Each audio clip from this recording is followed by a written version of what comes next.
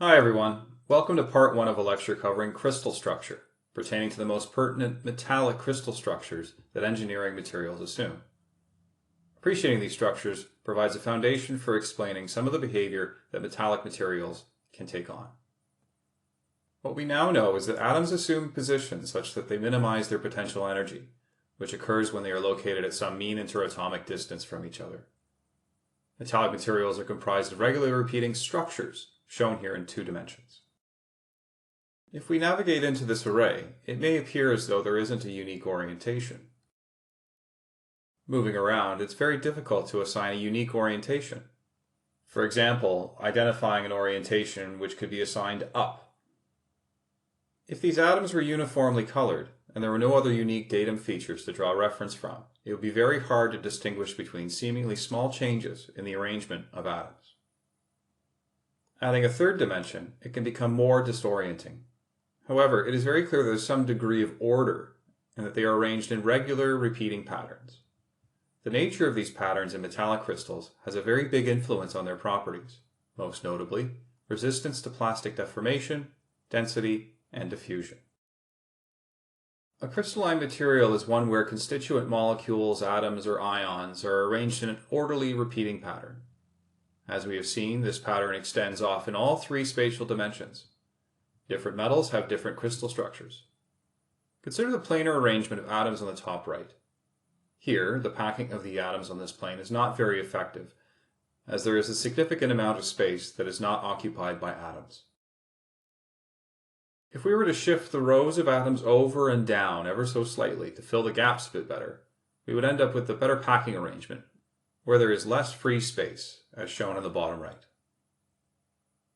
We could do the same thing in the out-of-plane direction, that is, in and out of the screen.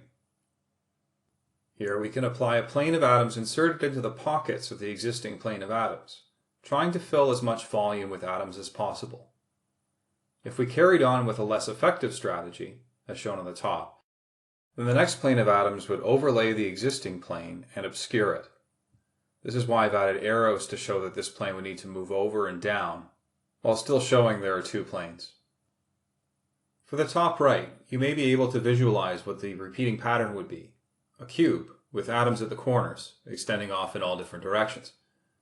For the bottom right, it's not as apparent, or is more complicated to distill into the same type of element. But there is a pattern. That pattern is the unit cell. It is defined as the smallest repeating unit in a crystal structure.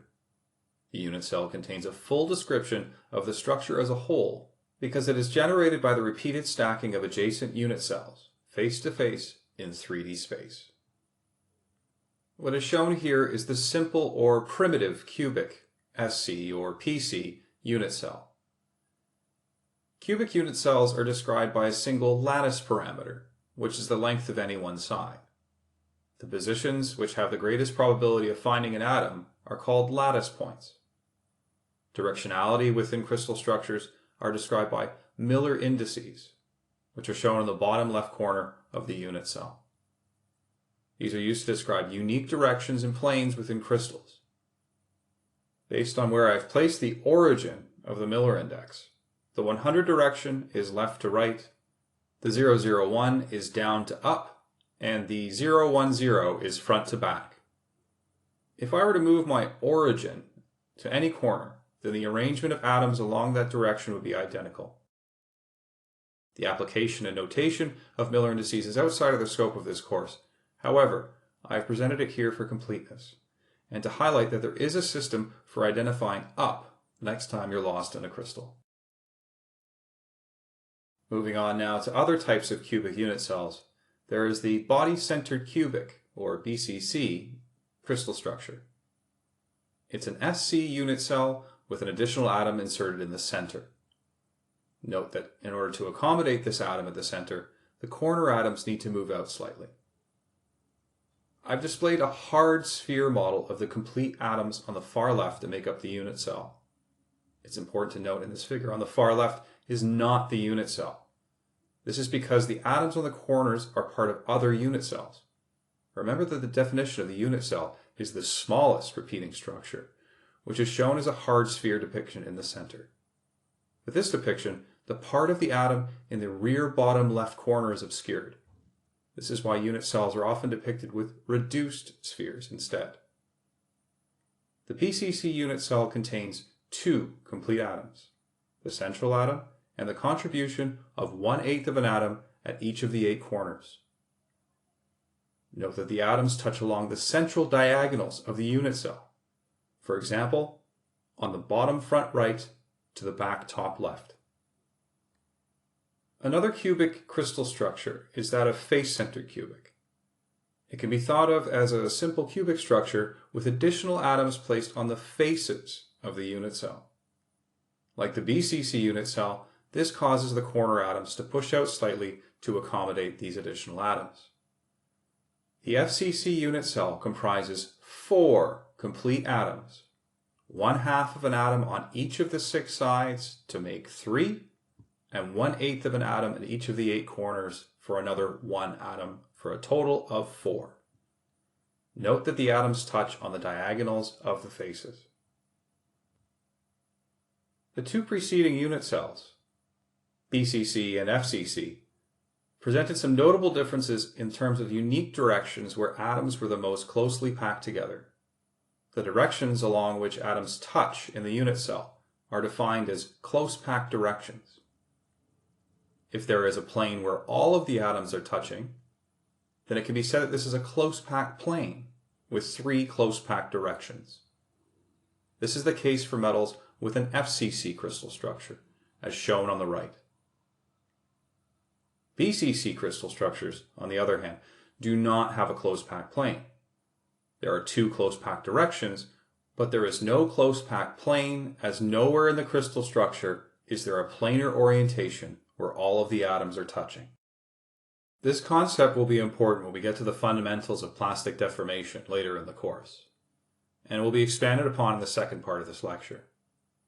It's important to note at this point, the more close packed directions a metallic crystal has, the more ductile it will be. It should be noted that FCC is not the only structure that can demonstrate close packed planes. Take, for example, these 2 close packed planes.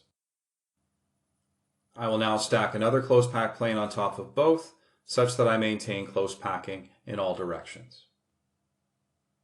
I will add another layer, still maintaining close packing.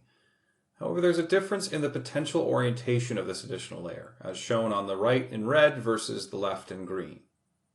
Looking carefully, you'll notice that this latest green layer of 3 atoms lines up with the bottommost starting layer. This is not the case for the red, and in fact, this is a brand new orientation. The stacking sequence on the right is FCC, a cubic structure, where there are 3 alternating layers of atoms. Hexagonal close packed is shown on the left, where there are 2. These layers repeat, green, blue, or green, blue, red, etc. many times to make up a crystal. Importantly, hexagonal close packed structures are not cubic, and are out of scope for this course. I have shown it here for the sake of completeness, to demonstrate the 2 ways that one can obtain close packing in metallic crystals. So in this part, we've covered the main cubic unit cells, and have defined them as the smallest repeating unit within a crystalline structure.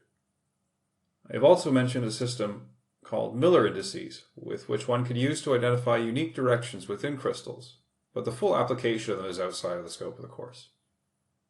I have also covered the definitions of close packing in terms of directions and planes in 2 of the most common cubic unit cells.